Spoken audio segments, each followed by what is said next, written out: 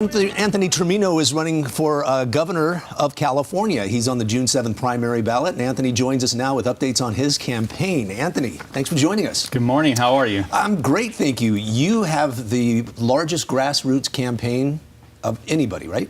In California, yeah. So if you recall, in the recall, there were 46 candidates on September 14th. On September 15th, the day after the election, there was only one candidate running, and I ran for 5 months by myself before anyone got into the race. And during that time, we built the biggest coalition of grassroots movement in the entire state. Wow. Yeah. So how are you going about things now? How are you campaigning? We're going up and down California. I'm working 20 hours a day, 7 days a week. I'm getting 4 hours of sleep. I'm not complaining, but I'm just telling you that's our schedule. In last month, in 30 days, we did 127 events.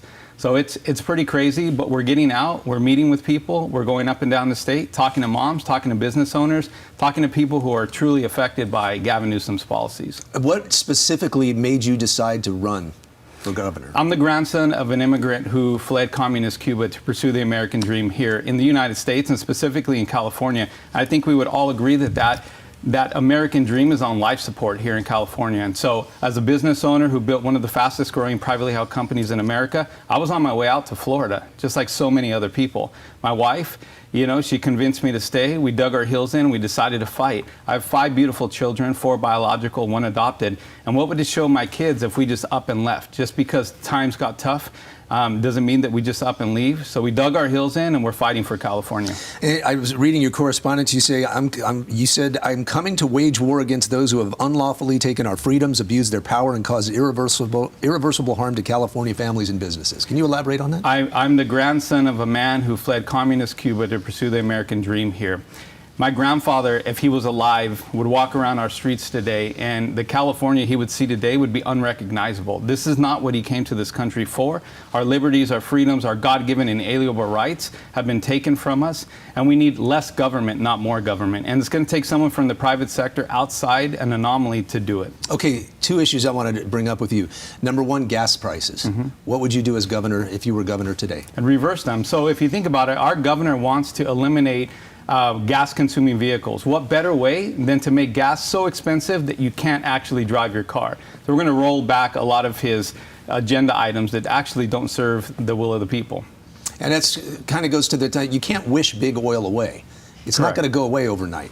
Yeah. And the price just keeps going up. And people I talk to people at the pumps when I go out in the field during the week, and they're just beside themselves. Think about this. I'm a business owner, right? So I negotiate contracts all the time. California consumes more gas than any other state in the nation, which means what? We should be paying the lowest amount of anyone in the nation, but we're not. We pay more than anyone. Something's wrong. The economics just don't work out. How about the homeless issue? The homelessness issue is a big deal. It's crime and homeless are kind of tied together. We're going to work with, right now, Newsom has hundreds of millions of dollars in payroll for people he hired to fix the homeless problem.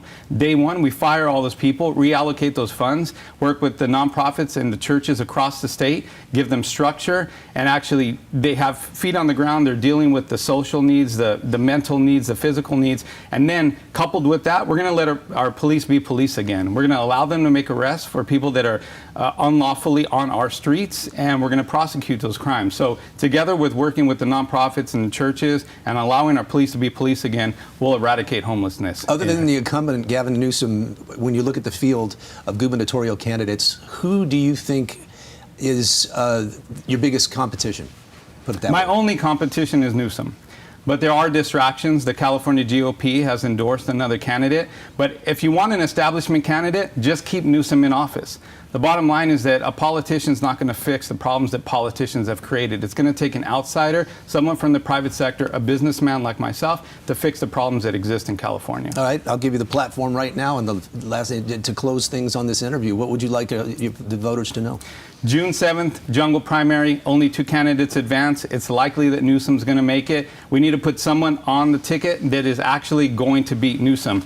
And there are 3 ways we're going to win. We're We're going to galvanize the Hispanic vote. I'm 50% Mexican, 50% Cuban, but I was born here, so I'm 100% American. We're going to get the churches, the evangelical vote. We're going to get the churches active and involved. And we're going to tap into the fastest growing voting bloc in California right now, moms. We have the biggest coalition in support of moms across the state than any other candidate running. Okay, and where can our viewers find out more about you and your campaign? You can go to battle4ca.com. That's battle4ca.com. All right, Anthony Trimino, great to meet you. Thank Great having you on the show. Pleasure. Thanks.